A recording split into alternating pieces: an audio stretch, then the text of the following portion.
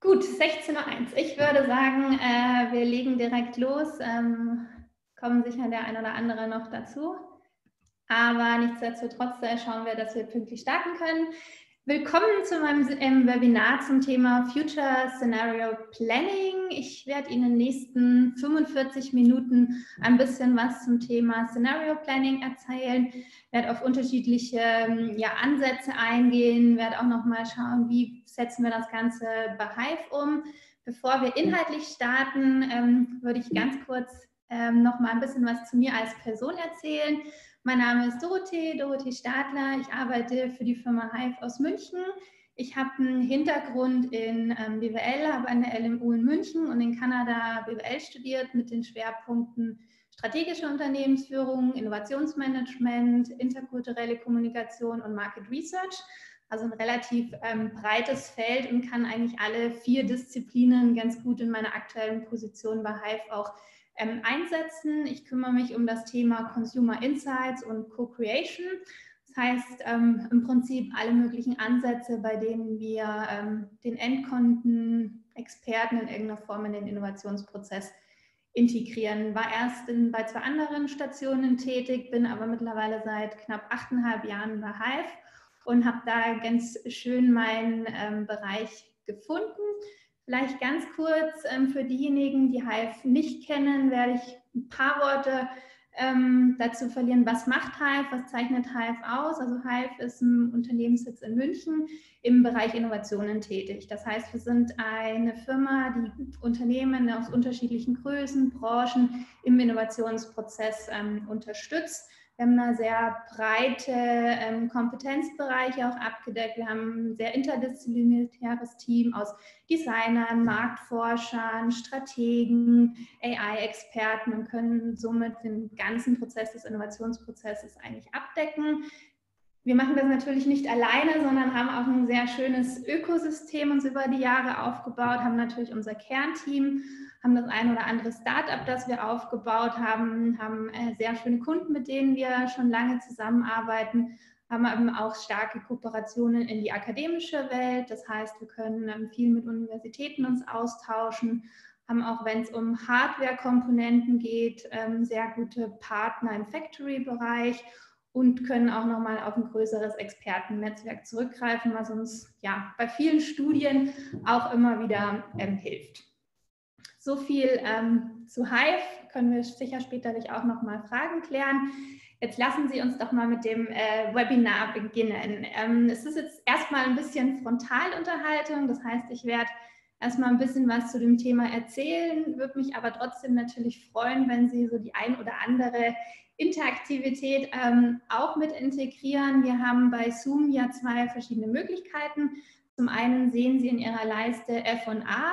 Dieser Bereich dient dazu, dass Sie Fragen loswerden können. Das heißt, wenn innerhalb oder während meiner Präsentation Ihnen schon die ein oder andere Frage aufkommt, wo Sie sagen, das finden Sie spannend, da würden Sie gerne noch mal ein bisschen mehr dazu wissen, dann lassen Sie mich das gerne in dem Bereich wissen. Wir haben am Ende der Präsentation auch sicherlich noch mal so 10, 15 Minuten Zeit, um auf Fragen einzugehen. Zudem gibt es auch die Chat-Funktion. Nutzen Sie das auch gerne. Eine Kollegin von mir ist parallel auch mit in dem Webinar, wird das so zwischendrin auch schon mal so ein bisschen mitnotieren. Und wenn Sie da bestimmte Anmerkungen haben oder sich mit anderen Teilnehmern austauschen wollen, können Sie die Funktion gerne auch nutzen. Ich werde vielleicht zwischendrin auch die eine oder andere Frage mal an Sie richten, weil es für mich einfach auch spannend ist. Ja, was haben Sie vielleicht schon für Erfahrungswerte? Warum interessiert Sie das Thema? Und da können wir sicher dann am Ende auch nochmal drauf eingehen.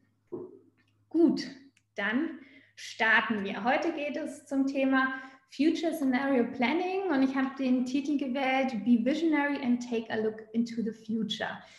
Wenn Sie sich jetzt mal nur mit dem Titel auseinandersetzen, das war ja im Prinzip das auch, wie wir das Webinar angekündigt haben, was kommen Ihnen denn spontan für Begriffe in den Sinn? Was verbinden Sie denn mit dem Future Scenario Planning? Inwiefern haben Sie vielleicht schon die ein oder anderen Erwartungs- oder Erfahrungswerte gesammelt? Lassen Sie mich das gerne wissen, vielleicht dann auch im Nachgang. Wir werden uns heute voll dem Thema widmen. Und bevor wir aber sozusagen in die Agenda auch reinsteigen, würde ich gerne einen kleinen Exkurs nochmal starten.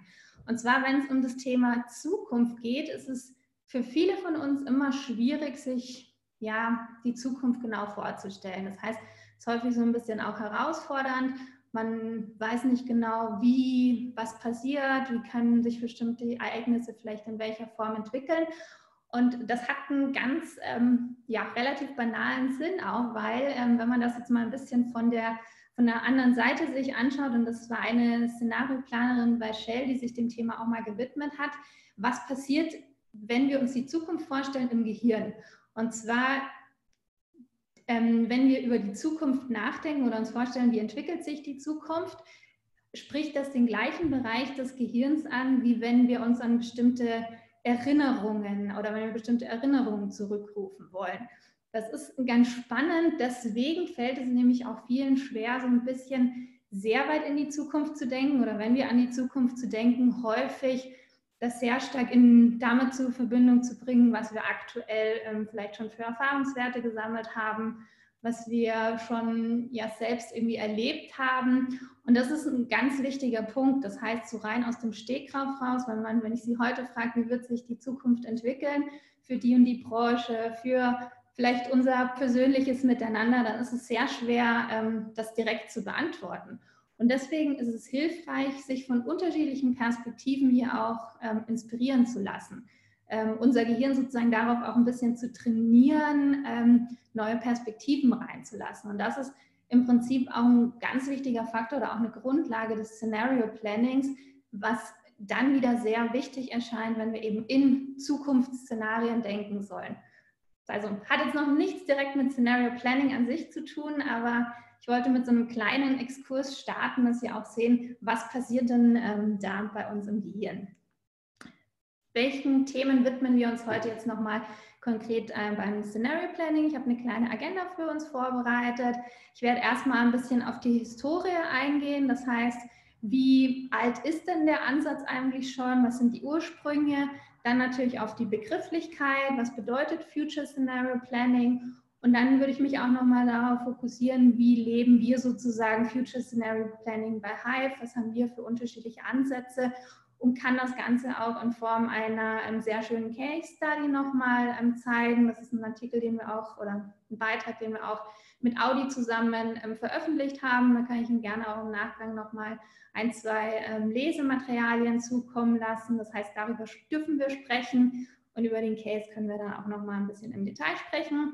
Dann zum Abschluss natürlich, was sind die Vorteile des Scenario Plannings? Warum sollten Sie in Ihrem Unternehmen oder vielleicht auch in einem privaten Umfeld über Scenario Planning nachdenken und wird das Webinar, zumindest den Vortragsteil, damit abschließen, nochmal so die wichtigsten Takeaways Ihnen mitzugeben und versuche dann hinten raus auch auf möglichst alle Ihre Fragen einzugehen. Ich habe mal so 10, 15 Minuten für die Fragesession eingeplant. Sollten mehr Fragen kommen, können wir sicher nochmal im Nachgang die eine oder andere Frage klären. Genau. So viel zur Agenda. Dann starten wir doch mal erst mit einem Rückblick. Wann hat das ganze Thema Scenario Planning eigentlich begonnen? Ist ganz spannend, weil es ist ja in der heutigen Zeit gerade so im Bereich oder mit unserem Corona-Thema natürlich etwas, was uns sehr stark beschäftigt. Wie kann man sich auf so eine Krise, die wir aktuell erleben, auch vorbereiten? Welche Maßnahmen können getroffen werden? Und den Ursprung der Szenarioplanung, der liegt tatsächlich im US-Militär. Und zwar wäre der Herman Cain, ist ein Amerikaner aus dem Military-Bereich und Stratege, der zum ersten Mal in den 50er Jahren angefangen hat, die Technik des Szenario-Plannings auch anzuwenden.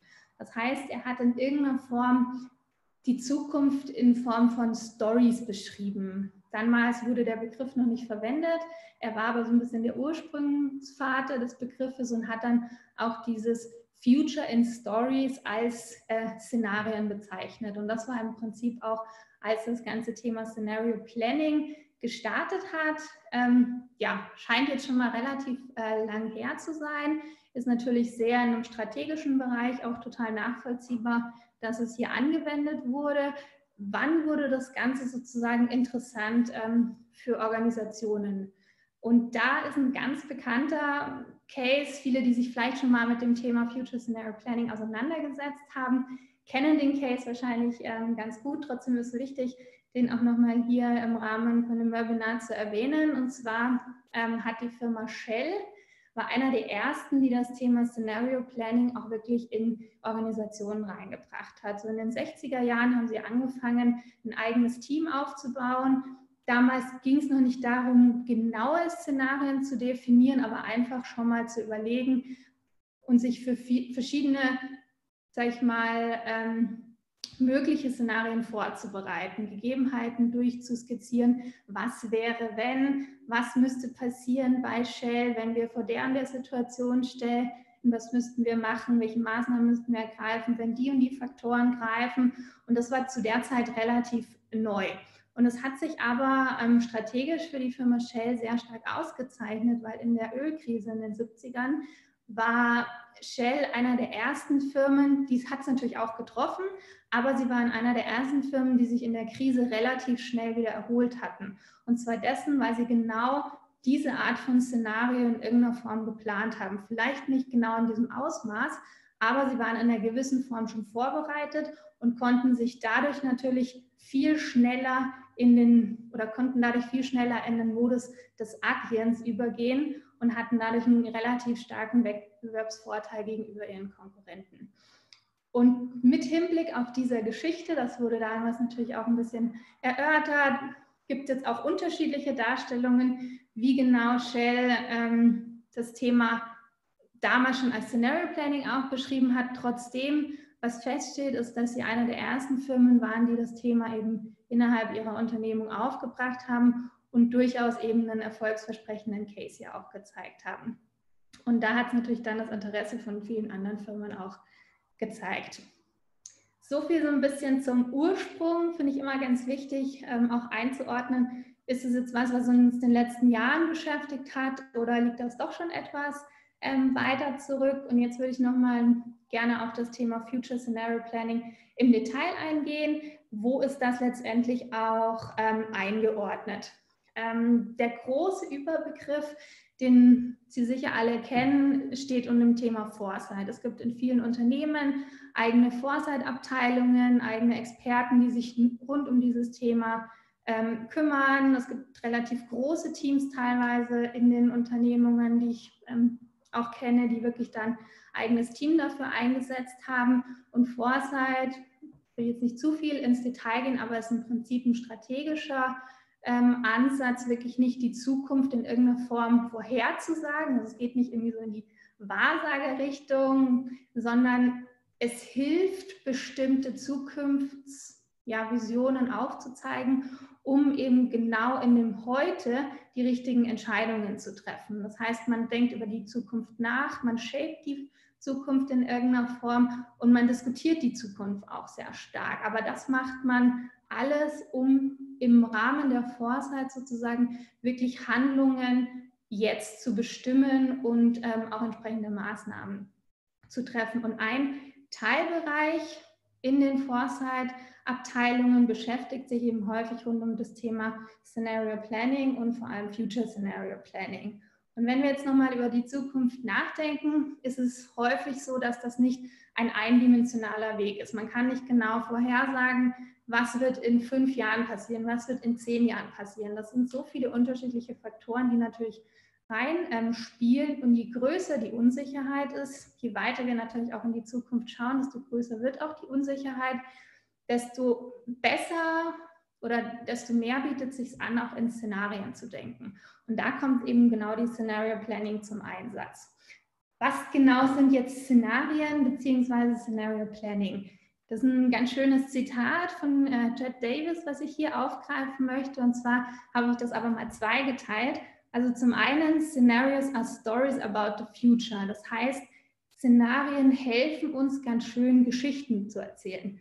Es sind nicht fiktive Geschichten, sondern es sind Geschichten, die wir natürlich vorab schon vorbereiten, die wir anreichern. Gehe ich gleich nochmal genauer drauf an. Aber das sind sozusagen Geschichten über die Zukunft. Und ganz wichtiger Punkt, aber the purpose is to make better decisions in the present. Und das ist ein ganz wichtiger Punkt, den Sie heute hoffentlich alle mitnehmen können. Es geht wirklich nicht darum, nur in die Zukunft zu schauen und das so ein bisschen in der Schublade dann auch wieder zu verlieren, sondern es soll Ihnen sofort helfen, wichtige Entscheidungen zu treffen, wichtige Maßnahmen vorzubereiten und die richtigen Entscheidungen auch zu dem richtigen Zeitpunkt zu treffen. Wenn man jetzt mal so verschiedene Szenarien sich anschaut und das auch mit einer gewissen Wahrscheinlichkeit immer dahinter setzt, gibt es 3 verschiedene Elemente, 3 verschiedene Ebenen. Das eine ist sozusagen Szenarien, die wir uns sehr gut vorstellen können, wo die Chance relativ hoch ist, dass sie eintreffen. Das sind die Probable Futures. Da können wir natürlich auf bestimmte Trends eingehen. Da können wir schon ganz gut sagen, da sehen wir eine hohe Chance, dass es zutrifft. Das ist aber was man auch, sag ich mal, mit einer relativ kleinen Vorbereitung wahrscheinlich ganz gut aufmappen kann. Dann haben wir die plausiblen Zukünfte. Und da geht es schon eher darum, dass man so nochmal versteht, sich genau überlegt, wie können denn bestimmte neue Technologien oder auch soziodemografische Einflüsse, rechtliche Einflüsse, einen Einfluss auf unsere Zukunft haben. Und das sind Szenarien oder eine Zukunft, die wir uns vorstellen könnten. Sie könnte sich ereignen, aber ja, wir wissen nicht, mit welcher Wahrscheinlichkeit natürlich. Und die dritte Komponente, da gehen wir schon in einen sehr, sehr unsicheren Bereich. Das sind Zukunftsausblicke. Ja, da können wir natürlich ein bestimmtes Wissen auch aufbauen. Wir können verschiedene Events nochmal integrieren. Aber das sind Szenarien, die möglich, also might happen, aber die können auch absolut nicht passieren. Und ich glaube, gerade so ein Szenario, in dem wir jetzt uns aktuell befinden, wie Corona, werden wahrscheinlich die wenigsten gesagt haben vor ein paar Wochen, da werden wir uns in so einem Szenario befinden. Aber es ist jetzt möglich, wir sehen es, dass es passiert. Und da hat es natürlich enorm geholfen. Und da sehen wir auch große Unterschiede, wer hat sich auf so eine Art der Krise in welcher Form vielleicht auch vorbereitet. Und deswegen ist es ganz wichtig, wenn man sich in die Scenario Planning begibt, dass man nicht nur das rein Positive auch, vielleicht das, was auch im gewohnten Umfeld bekannt ist, sondern ruhig eben diesen einen Schritt mehr auch wagt. Und ja, da ist das Zitat auch von einem Shell-Mitarbeiter ganz gut. Good scenarios are ones that explore the possible, not just the probable, providing a relevant challenge to the conventional wisdom of their users and helping them to prepare for the major changes. Und das ist, glaube ich, ganz schön zusammengefasst. Wir sollten uns nicht nur auf das Probable beziehen, sondern ruhig eben einen Schritt auch weiterdenken. Was macht jetzt ein gutes Szenario aus oder ein Szenario, wo wir sagen, das ist besonders nützlich. Also es könnte oder sollte in dem Bereich plausibel und möglich erscheinen. Es muss auch intern, von der internen Perspektive betrachtet, konsistent sein. Jede Art, die sozusagen unsere Glaubwürdigkeit da irgendwie unterschätzt oder in irgendeiner Form zerstört, hilft natürlich nicht, im Szenario weiter zu kommunizieren. Es sollte logisch zusammengesetzt sein und auch in so einer Weise aufbereitet sein, dass man sozusagen auch den relevanten Entscheidungsträgern das so mitgeben kann, dass sie hier auch die entsprechenden Entscheidungen treffen können. Ja, wenn man das Ganze ein bisschen mal von kurzfristig bis langfristig betrachtet, ist es natürlich häufig was sich eher in einer langfristigen Perspektive auch widerspiegelt. Es geht darum, wirklich komplexe Entscheidungen zu treffen. Und mit Hilfe von Szenarios schafft man es auch, mögliche Zukunftsvisionen noch mal besser auszugestalten. Oder in vielen Fällen habe ich auch bei Kunden eben schon den einen oder anderen Case, wo wir mit Hilfe von Szenarien dann die Vision gestaltet haben. Es gibt durchaus Firmen in der Vergangenheit, wo wir sehen, mit einem guten Scenario Planning wären sie vielleicht aktuell noch am Markt beziehungsweise wesentlich erfolgreicher. Und ein Beispiel, was in dem Zusammenhang immer sehr oft zitiert wird, ist das Kodak-Beispiel. Ich glaube, die meisten von uns kennen Kodak noch mit ihren Ursprüngen, sehr stark bekannt aus dem Filmbereich, also hier ein typisches Beispiel, wenn man, glaube ich, Kodak auch wahrgenommen hat. Und wenn man da ein bisschen in die Vergangenheit zurückschaut, war Kodak auch eines der ersten oder die erste Firma, die die digitale Kamera entwickelt hat. Einer der Mitarbeiter dort hat das auch vorgestellt, das wurde aber relativ schnell wieder in der Schublade versteckt. Und zwar aus dem Grund, dass sie entschieden haben, das zerstört ihr aktuelles Business. Deswegen, sie haben da nicht besonders viel in den Bereich investiert und schwuppdiwupps kamen andere Firmen wie Canon, Sony, die natürlich das auch auf dem Schirm hatten und dann aber etwas zeitversetzt mit einer Digitalkamera auf den Markt gekommen sind. Kodak war damals nicht so, dass sie gar keine Digitalkamera auf den Markt gebracht haben, aber hätten sie sich damals mit dem Szenario beschäftigt, was würde passieren, wenn Sie sozusagen neben Ihrem Core-Business sich auf den Bereich der Digitalkamera fokussiert hätten und da einfach mal unterschiedliche Szenarien durchgespielt hätten und auch den Wettbewerb, die Marktsituation mit betrachtet hätten, würde die Situation für Kodak vielleicht aktuell ein bisschen anders aussehen. Auch Beispiele wie Toys R Us oder Blockbuster können Sie gerne dann im Nachgang noch mal ein bisschen im Detail durchlesen, sind ganz schöne Beispiele, wie man es nicht machen soll oder wie man auch durch eigene strategische Fehlentscheidungen wichtige Opportunities verpasst hat, aber mit der richtigen Scenario Planning sich auf die Situation vielleicht noch mal ein bisschen besser hätte vorbereiten können. Wie setzen wir das Ganze jetzt bei Hive um? Also Hive habe ich ja vorhin schon erwähnt, wir beschäftigen uns mit dem gesamten Innovationsprozess und jede Innovation startet erstmal natürlich mit einer ersten Form von Consumer Insights oder mit der Explorierung von möglichen Innovationsopportunities. Und dabei ist neben unseren klassischen Methoden, digital wie auch offline, das Thema Technology Scouting und Foresight natürlich ein ganz wichtiger Startpunkt eines Innovationsprozesses. Gerade wenn Kunden auf uns zukommen, die sozusagen etwas langfristiger oder mit einem größeren Zeithorizont planen und nicht nur in den nächsten 1-2 Jahren jetzt agieren wollen, sondern wirklich auch schauen, wie können wir dann für die nächsten 5 oder 10 Jahre unseren Innovationsbereich stärken, bietet es sich an, mit einem Foresight-Thema zu starten. Und wir haben da so mal, ja, klassischerweise einen 4-Stufen-Ansatz. Das kann natürlich immer ein bisschen variieren. Das hängt ganz pro Projekt ab. Das hängt natürlich auch ein bisschen von dem Kunden ab. Wie weit sind unsere Kunden involviert? Was ist schon für Material vorhanden? Aber üblicherweise kann man das gut mit so einem 4-stufigen Ansatz auch angehen. Ich gehe da mal kurz ein bisschen im Detail drauf ein. Wir starten häufig mit einer Frame- und Explore-Phase. In der Phase geht es vor allem darum, genau zu verstehen, was ist sozusagen der Hintergrund. Warum will man jetzt sich mit Szenarien beschäftigen? Warum will man die Zukunft sozusagen in irgendeiner Form gestalten? Was ist schon da? Was sind sozusagen mögliche Bereiche, in denen man agieren will? Und da ist es ganz wichtig, eben über den Zeithorizont nachzudenken, weil wenn ich Szenarien oder Use Case für Zeithorizont, sagen wir mal 5 Jahre betrachte, habe ich natürlich eine ganz andere Art von Stories, als wenn ich in die nächsten 10 Jahre blicke.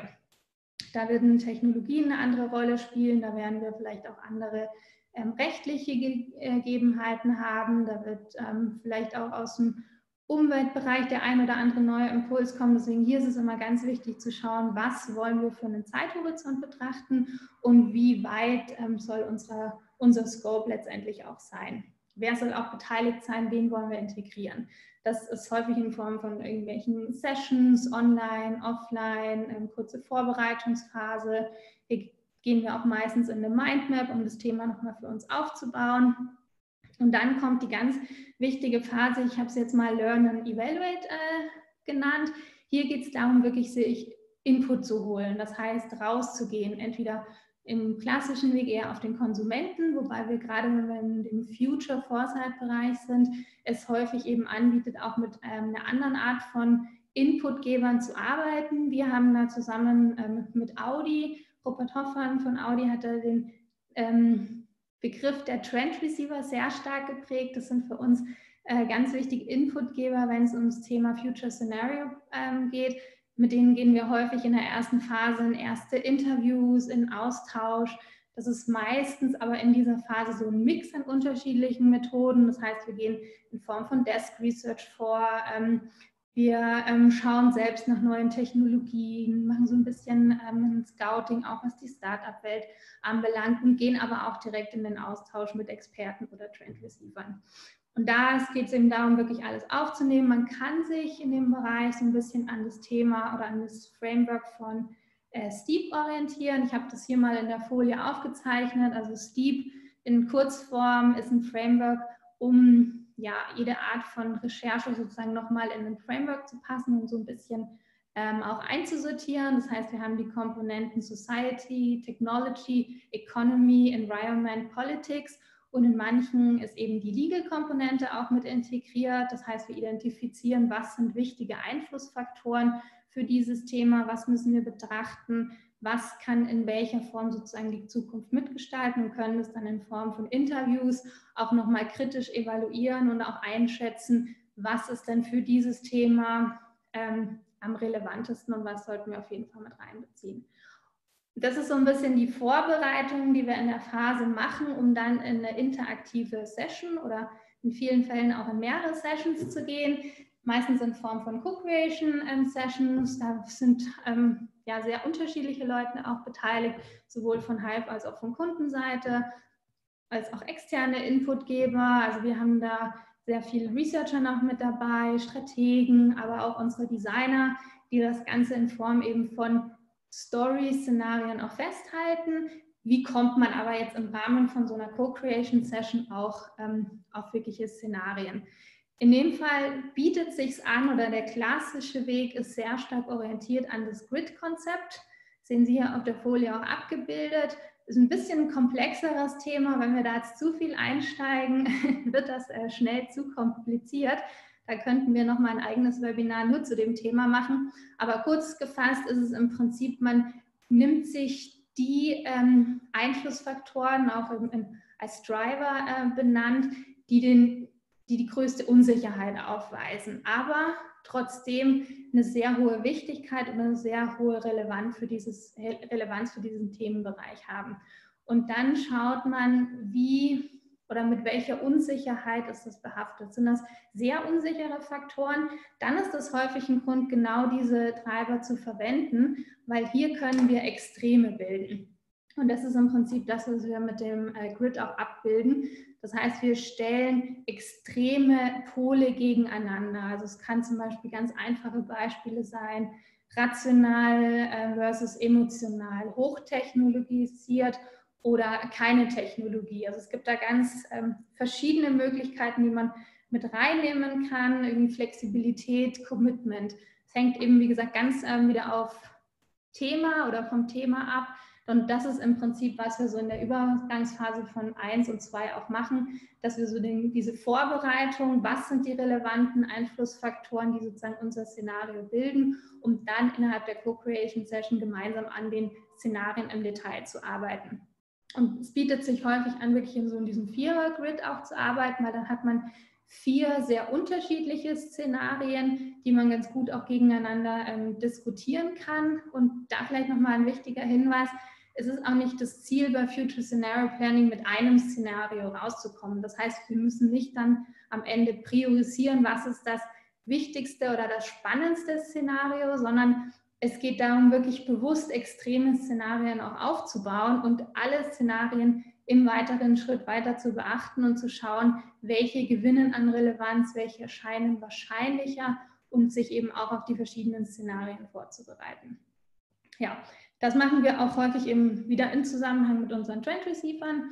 Und der letzte Schritt des Prozesses ist dann häufig, dass wir das nochmal wirklich in den Gesamtkontext des Unternehmens auch bringen, mit der Strategie matchen, mit den bestehenden Kompetenzen auch abgleichen, was hat das Unternehmen schon für Ressourcen, für Kompetenzen, muss man vielleicht das eine oder andere nochmal aufbauen, wo will man sich hin entwickeln, wo will man sich bewusst vielleicht auch nicht hinentwickeln, dass man das nicht als Szenarien an sich lässt, weil das ist im Prinzip nur ein Hilfsmittel für strategische Entscheidungen. Dann will ich noch mal ganz kurz auf den Begriff des Trend Receivers eingehen. Also habe ich schon mal kurz vorhin erwähnt, ist von Robert Hoffmann geprägt, der auch selbst bei Audi tätig ist und mit dem wir auch die ersten Projekte in dem Rahmen gemacht haben. Das sind Personen, die bestimmten Wandel und Potenziale in der Zukunft auch wahrnehmen, die sehr sensitiv dem Thema gegenüber sind. Und wir haben da mal so 4 Hauptcharakteristiken zusammengefasst. Die haben eine hohe Neugierde natürlich, eine Offenheit den Themen gegenüber, die können den Kontext sehr gut verstehen und was ganz wichtig ist, sie können auch filtern, was sozusagen eine gewisse Relevanz hat und was nicht. Es sind natürlich in irgendeiner Form Art Experten. Bei Experten ist es häufig so, dass sie in ihrer Domäne, in ihrem Bereich sehr stark sind, aber vielleicht wenig sozusagen dann in die anderen Bereiche reinschauen können oder das bewerten und beurteilen können. Ich sage ganz gerne, Trend Receiver sind für mich auch so ein bisschen so Netzwerker, die einfach so einen guten Überblick haben, selbst wenn sie nicht selbst irgendwie Nutzer dieses Themas sein würden oder selbst die Adressaten, können sie ganz gut einschätzen, ob das für eine gewisse Menge der Zielgruppe relevant sein kann, und das macht sie extrem hilfreich, sie in so einem Prozess mit zu integrieren. Genau, und dadurch, dass ich ja erwähnt habe, dass wir mit Audi den Begriff von Anfang an eigentlich gemeinsam auch gelebt haben, viel mit eben Trend Receivern auch gearbeitet haben, darf ich Ihnen jetzt mal so einen kleinen Case vorstellen. Ich kann da ein bisschen auch ins Detail gehen, weil wir den Case eben auch veröffentlicht haben. Das kann ich dann gerne im Nachgang auch nochmal durchschicken. Und zwar stand Audi vor der Herausforderung, das war knapp, zu überlegen, 2014, 2015, das heißt, es ist auch schon wieder 5, 6 Jahre her. Wie gehen wir mit dem Thema autonomes Fahren vor? Das ist ein Thema, was eine sehr, sehr hohe Unsicherheit zu der Zeit auch nochmal hatte. Ein sehr dynamisches Thema, weil sich viele Sachen verändert haben. Dazu ein bisschen zu framen, wie könnten mögliche Use Cases aussehen, wie könnten mögliche Szenarien in unterschiedlichen Ausprägungen auch sich darstellen, auch mit unterschiedlichen Zeithorizonten, war im Prinzip so die Hauptchallenge, vor der wir standen. Und dann eben aber auch nicht mit den Szenarien aufzuhören, sondern wirklich zu schauen, was bedeutet das für das Unternehmen Audi konkret mit den unterschiedlichen Zeithorizonten, was sind wichtige Empfehlungen oder auch strategische Entscheidungen, die man darauf treffen muss. Es hat sich ganz gut auch an diesem 4-stufigen Prozess orientiert. Ich gehe da mal ein bisschen so ins Detail drauf ein. In der ersten Phase war es erstmal wichtig, dass wir als Team uns formieren natürlich und dass wir auch sozusagen die richtigen Methoden wählen. Und Sie sehen jetzt hier schon auf der Folie, es war nicht nur eine Methode, es waren auch nicht 2 Methoden, sondern es sind sehr viele unterschiedliche Methoden, die wir hier angewendet haben. Also Kern war natürlich unsere Trend Receiver Recherche. Da sind wir einmal in direkte Interviews gegangen, haben das auch global gesehen in den wichtigen für Audi relevanten Märkten USA, Deutschland und China, sind erstmal mehr in den 1:1 Austausch mit den Trend Receivern gegangen und haben dann aber im Rahmen von unterschiedlichen Workshops auch nochmal intensiv als Gruppe gearbeitet. Daneben gab es natürlich eine Marktbeobachtung, unterschiedliche Desk Research Initiativen, die wir beobachtet haben, verhaltensökonomische Analysen, haben auch Expertengespräche mit Stadtplanern, Piloten geführt, Kultur-, innovationsgeschichtliche Betrachtung und hatten auch mit der Universitäten in St. Gallen guten Partner, die auch eine quantitative Studie parallel dazu gemacht haben, und auch Szenarioanalyse war ein ganz wichtiger Aspekt von dem gesamten Ansatz, und das ganze Konstrukt, die ganzen Ergebnisse aus den unterschiedlichen Stufen sind dann in einem großen Bericht gelandet, die sehr intensiv auch jetzt in den letzten Jahren verwendet wurden. Aber Sie sehen schon, das ist jetzt kein Thema gewesen, was wir in der Kürze abgehandelt haben, sondern es war jetzt schon ein etwas längerfristiges Projekt, und wir wollten hier sicherstellen, dass wir eben unterschiedliche Perspektiven auch mit reinbringen. Hier ist nochmal so ein bisschen im Detail aufgezeichnet, von oben nach unten gelesen, wann wir welche Art von Research gemacht haben. Muss jetzt, glaube ich, nicht zu viel in den Fokus gehen, aber es zeigt schon, dass wir uns dem Thema intensiv gewidmet haben. sind eben mit den Interviews da reingegangen. Und was bei dem Thema auch ganz spannend war, wir haben von Anfang an sehr visuell gedacht. Das heißt, wir haben unsere ersten groben Szenarien, unsere ersten Use Cases auch mal schon in erste Visualisierungen gepackt, haben die mit den Interviews, mit den Trend Receivern auch gleich angereichert und haben das dann immer weiter fokussiert und weiter im Detailgrad angepasst. Und gerade bei der Co-Creation Session waren natürlich unsere Designer auch gut im Einsatz, haben die Szenarien wirklich sehr schön und schnell auch gescribbelt, dass wir uns gleich vorstellen könnten, wie bewegen wir uns im Bereich autonomes Fahren, wie können wir sozusagen den frei gewonnenen Bereich und die frei gewonnene Zeit nutzen, was gibt es für Anwendungsbereiche, hatten dann so circa 12 verschiedene Use Cases, mit denen wir in die Co-Creation Session gegangen sind dann mithilfe der Szenario Planning auf 4 relevante oder für Audi relevante Szenarien gekommen, die auch ein bisschen unterschiedlichen Zeithorizont nochmal hatten und konnten die auch im Detail nochmal in verschiedenen Sessions ausarbeiten. Und das sehen Sie hier auf der Folie ganz schön. Das war die ersten 3 Visuals, also die ersten 2 zeigen mal so ein Grundszenario und eins, was wir jetzt hier mal ein bisschen genauer auch dargestellt haben. Da ging es darum, so ein bisschen das Auto als mein Hotelzimmer darzustellen. Und da haben wir sozusagen nicht nur den Moment dargestellt, sondern haben das Szenario wie so eine Art Customer Journey auch mit Startpunkt, Endpunkt genauer aufgemappt und einem entsprechenden Narrativ auch gegeben. Und das ist auch nochmal ein ganz wichtiger Punkt bei Scenario Planning. Es geht ganz stark darum, wie man die Szenarien auch erzählt. Das heißt, das Thema Storytelling ist da natürlich auch wichtig, da die richtigen Narrative mit zu integrieren, weil am Ende sind es immer Zukunftsthemen und da ist ganz wichtig, dass man das auch mit der richtigen Story verpackt, die aber nicht eben fiktiv sein sollte, sondern fundiert und basierend auf unterschiedlichen Erkenntnissen, die wir im Vorgang erzielen. Und das ist hier mal ganz schön dargestellt, wie man zum Beispiel so vom Startpunkt, man startet mit seinem Auto in seinem Zugangs- oder an seinem Ursprungsort, nutzt dann die Zeit. Es ging darum, dass man nach Österreich fährt, zum Skiresort, nutzt die Zeit während der Fahrt auch eben für Schlafen, für sich den Sonnenaufgang anzuschauen, da vielleicht schon das erste Begrüßungsgetränk zu nehmen. Also zu viel im Detail will ich jetzt auch nicht mit Hinblick auf die Zeit eingehen, aber Sie sehen schon, wir sind da zum Teil schon sehr ins Detail gegangen, um zu sehen, wo finden wir denn mögliche Anknüpfungspunkte für Audi, wie können Audi sozusagen in diesen Szenarien unterstützen und wie können wir auch von Audi Mehrwerte für den Endkonsumenten schaffen. Potenziale natürlich erzielen, Opportunities aufzuzeichnen, aber ganz wichtig, wo erzielen wir eben Mehrwerte für unseren User. Ja, das kann ich gleich mal überspringen.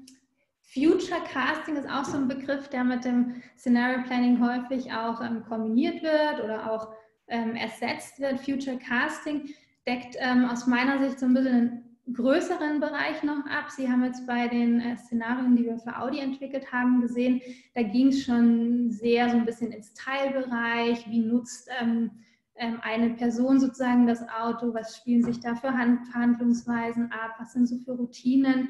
Wenn man über Future Casting spricht, geht es häufig darum, so ein bisschen das Big Picture zu betrachten. Das heißt wirklich so ein bisschen von der Zoom-Perspektive auf eine Welt zu schauen, auf eine Stadt zu schauen. Und da ist gerade im Automobilbereich rund um das Thema Mobilitätskonzepte natürlich, gibt es ganz viele Beispiele, die sozusagen das wirklich nochmal etwas holistischer auch angehen und sozusagen wirklich so ein ganzes Stadtbild auch zeigen. Hier sieht man ganz schön so ein Future-Bild oder ein Szenario von Mercedes, aber es gibt, wenn Sie danach suchen, auch von Daimler, von Audi, von BMW, gibt es eigentlich von jedem der Automobilhersteller ein Mobilitätskonzept der Zukunft. Und was hier ganz spannend ist, wenn es so gerade um den Bereich Future Casting geht, dass man sich häufig so ein bisschen aus der Science-Fiction-Abteilung auch inspirieren lässt. Das finde ich immer ganz spannend, wenn Sie mal so Filme von den 70ern, 80ern, 90ern anschauen, vielleicht mit dem einen oder anderen, den Sie auch irgendwie erwachsen geworden sind.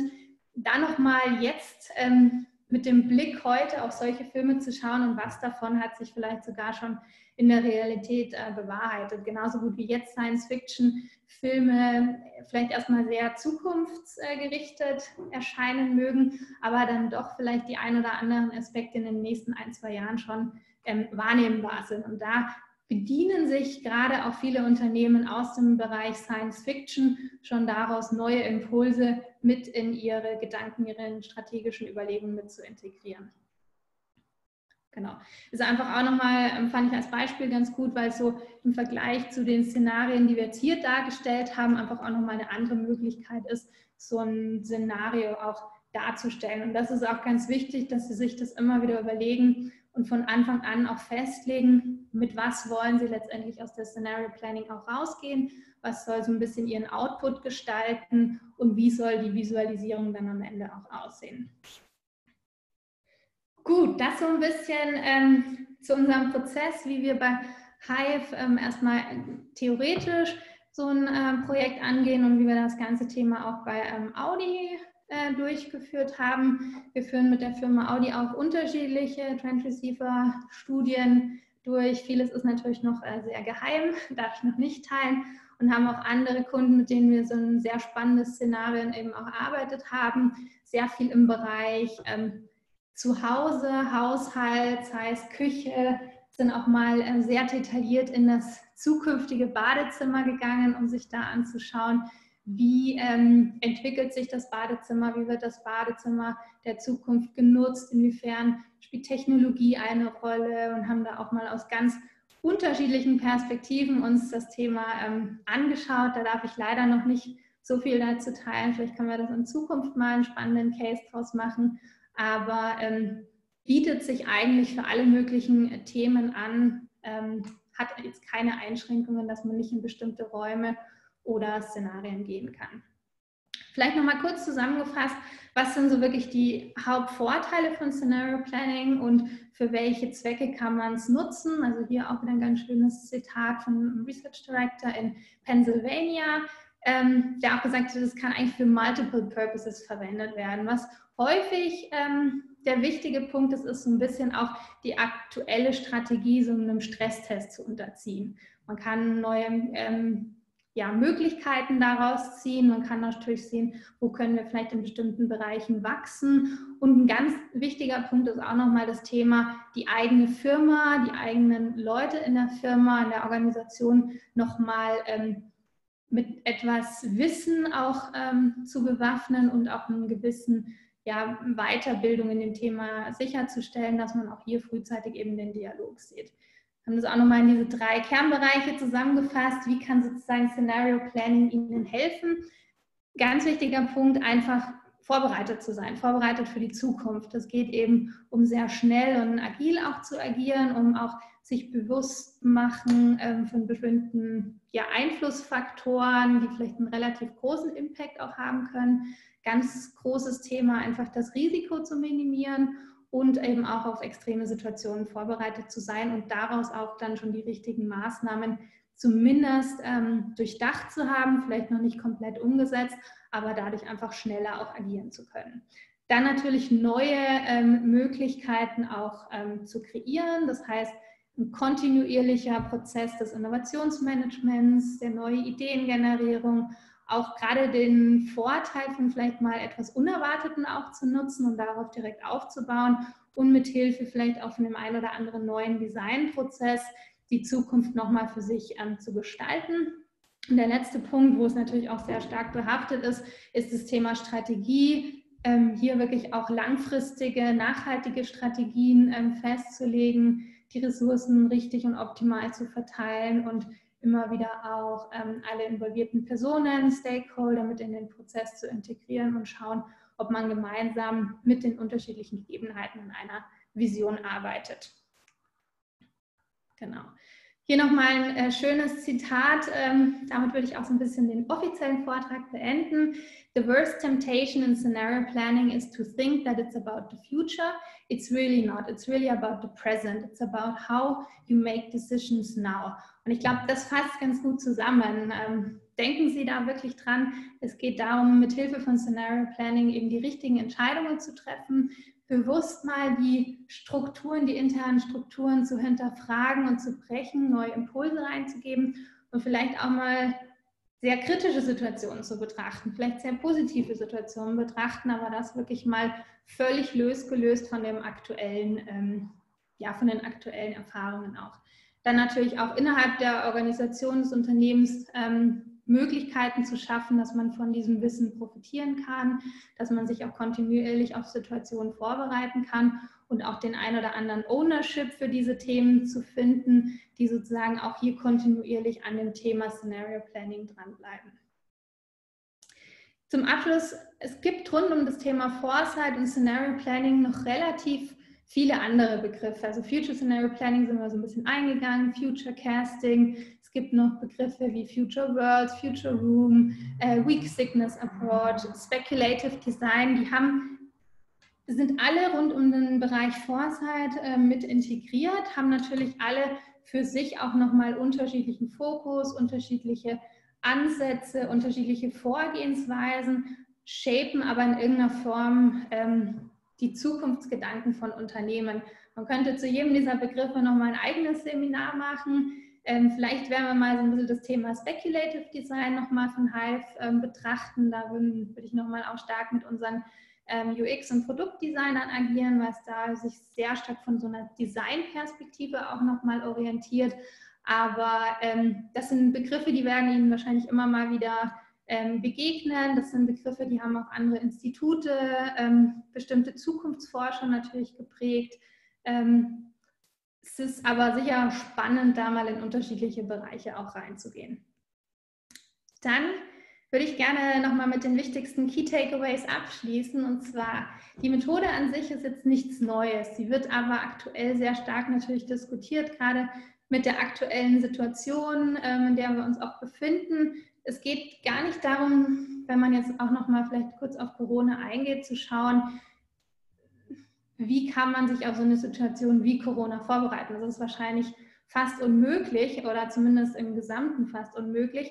Aber man kann doch viele Learnings aus der aktuellen Situation ziehen. Allein das Thema, die meisten von uns werden sich aktuell im Homeoffice befinden. Was machen Unternehmen oder wie sind Unternehmen vorbereitet, dass ihre kompletten Mitarbeiter im Homeoffice agieren? Wie schafft man vielleicht schnelle Kapazitätsengpässe im Krankenhaus, in der Pflege irgendwie aufzustocken? Also ich habe ganz viele Beispiele, wenn man jetzt wirklich so sich aktiv mit dem Thema Scenario Planning auch beschäftigt, dass es gar nicht darum geht, dieses große Ganze natürlich immer im Kopf zu haben, weil das ist sehr, sehr schwierig und so eine Situation wie Corona können uns die wenigsten von uns hätten vor ein paar Wochen gesagt, wir werden in so einer Situation befinden.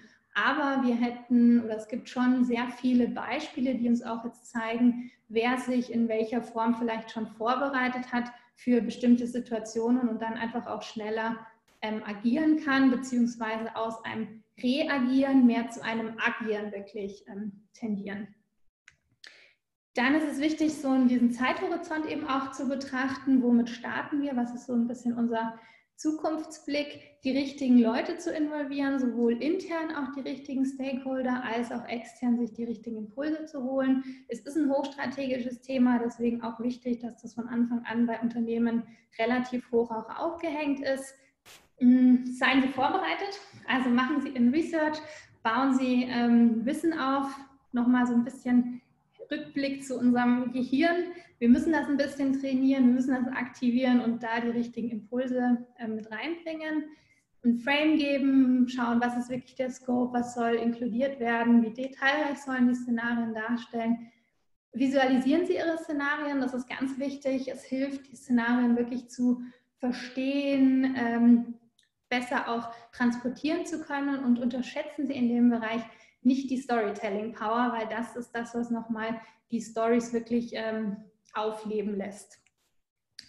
Versuchen Sie auch im Nachgang genügend Zeit zu investieren, dass man das Ganze nochmal ein bisschen verarbeiten kann, dass man auch an den Szenarien kontinuierlich weiterentwickelt weil es ist nicht so, dass man die einmal aufgestellt hat und dann endet man damit, sondern die muss man wirklich über die Zeit hinweg immer mal wieder betrachten, vielleicht anpassen, an neue Gegebenheiten adaptieren und immer wieder einem kontinuierlichen Stresstest auch unterziehen. Und das Letzte, wenn Sie Szenarien haben oder Szenarien gebildet haben, versuchen Sie die ein oder andere Entscheidung zu treffen. Und manche Entscheidungen müssen eben auch sofort getroffen werden, manche sind eher vorbereitend, aber nutzen Sie Scenario Planning nicht, um nur schöne Szenarien zu erstellen, sondern wirklich auch Ihre strategischen Entscheidungen besser treffen zu können mit Hilfe von Scenario Planning. Das wäre jetzt mein Schlusswort. Wir haben jetzt noch knapp 10 Minuten. Ich weiß nicht, ob der ein oder andere von Ihnen eine Frage hat, Anmerkung. Ich schaue mal ganz kurz in den Chat rein. So, ich kann mich gerne kurz dazuschalten. Hallo, Sophie Büttner hier von Hype. Ich habe jetzt gerade den Chat ein bisschen beobachtet. Wir haben eine Frage von Frau Wechselberger. Und zwar, sie fragt, welche Stakeholder sollten in das Projekt einbezogen werden?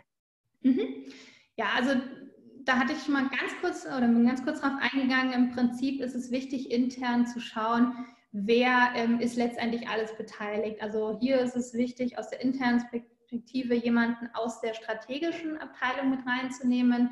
Wenn es eigene Foresight-Abteilungen gibt, wird das natürlich immer die Abteilung auch sein, die solche Themen treibt. Das sind Marktforschungsabteilungen, die natürlich auch die entsprechenden Daten liefern. Das sind aber auch eben Personen aus dem Produkt, aus dem Service. Also im Prinzip kann man das relativ breit machen. Jeder, der sozusagen vielleicht mit Kunden in irgendeiner Form Kontakt hat, der aber auch sozusagen diese strategische Perspektive einnehmen kann. Und dann, das ist eigentlich das Wichtigste, Entscheidungsträger. Sie müssen natürlich nicht in dem gesamten Prozess immer mit dabei sein, aber wichtige Entscheidungsträger sollten von Anfang an mit integriert werden, das heißt in Form von Co-Creation Sessions oder auch mal kurzen Zwischenpräsentationen, weil es hier wichtig ist, es geht um strategische Entscheidungen und die Szenarien können noch so gut sein, wenn sie dann nicht getragen werden oder mit den Szenarien nicht weitergearbeitet wird, nützt das den Unternehmen in den wenigsten Fällen.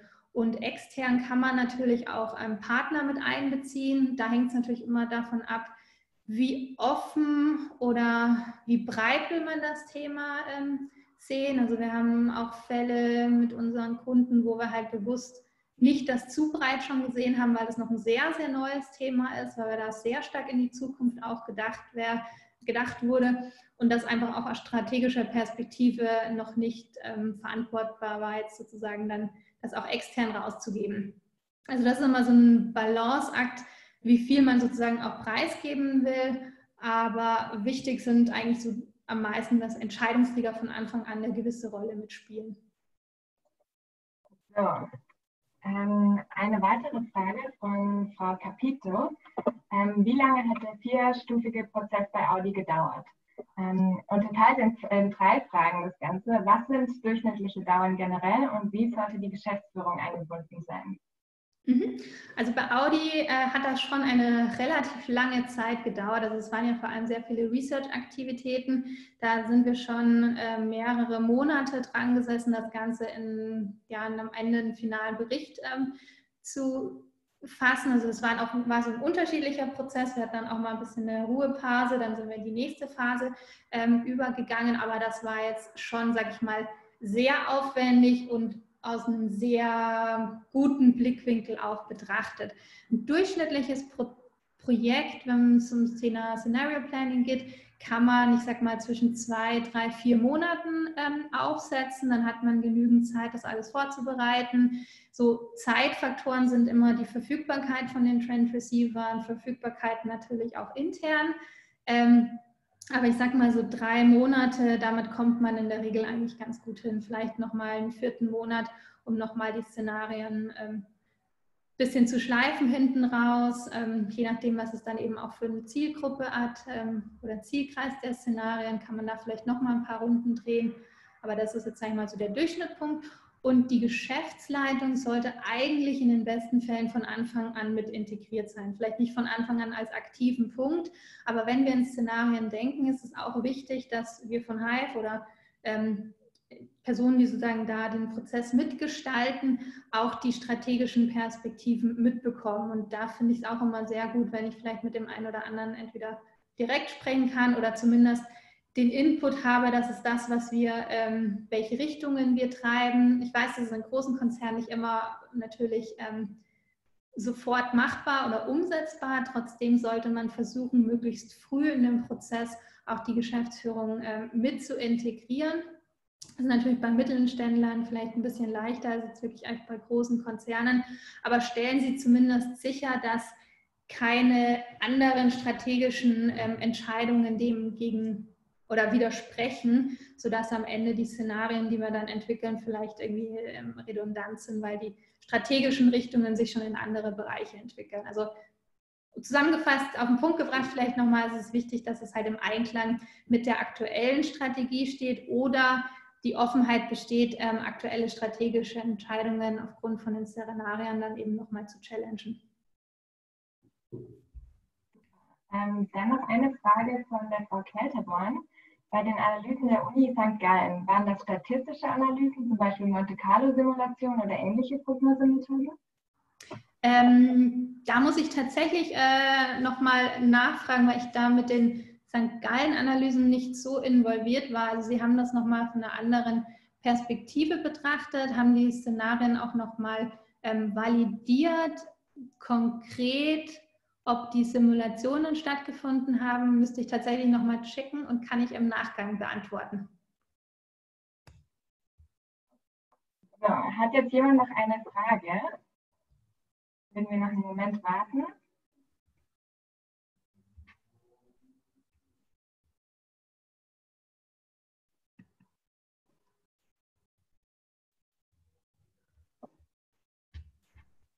Nein, soweit scheint es keine Fragen mehr zu geben.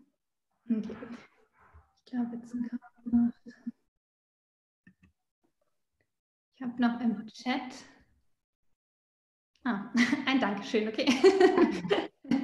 Gut, also sollten noch Fragen aufkommen, können Sie sich natürlich auch im Nachgang noch an mich wenden. Wir werden das Ganze nochmal auch zusammenfassen, Ihnen so einen kleinen Recap nochmal schicken.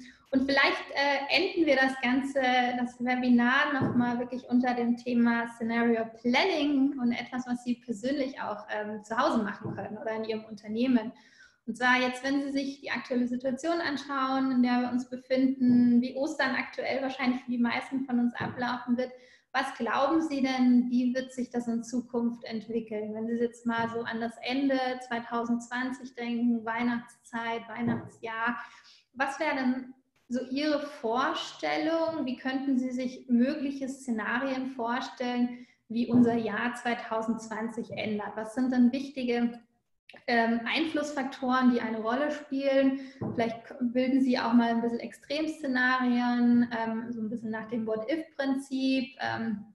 Wie gut können wir sozusagen die Krise überstehen? In welcher Situation befinden wir uns? Vielleicht eine ganz nette Übung, das einfach mal durchzuspielen. Entweder in Ihrem Unternehmen werden Sie natürlich die Vorbereitungen schon machen, aber vielleicht ist es auch für Sie persönlich mal eine ganz schöne Übung, sich darüber mal Gedanken zu machen und das nicht nur aus dem reinen Bauchgefühl heraus, sondern mit den Inputs, den ich Ihnen vielleicht heute an der einen oder anderen Stelle mitgegeben habe, zu überlegen, wie würden Sie so ein Szenario für sich gestalten und da vielleicht auch mal mit mehreren Szenarien aufkommen. Ganz einfach zusammengefasst, wenn der ein oder andere das mit mir teilen will, dann sehr, sehr gerne.